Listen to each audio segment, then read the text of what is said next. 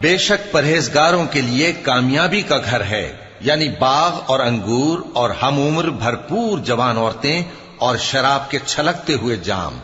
وہاں وہ نہ بیہودہ بات سنیں گے نہ جھٹلانے کی باتیں۔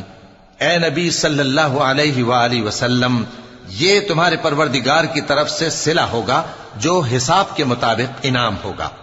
وہ پروردگار کہ جو کچھ آسمانوں اور زمین میں اور جو ان دونوں کے درمیان ہے سب کا مالک ہے، بڑا مہربان ہے، کسی کو اس سے بات کرنے کا یارہ نہ ہوگا۔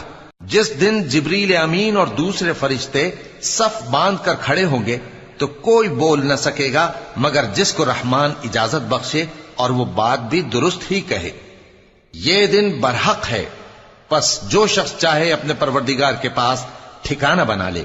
ہم نے تم کو عذاب سے جو قریب آنے والا ہے آگاہ کر دیا ہے، جس دن ہر شخص ان اعمال کو جو اس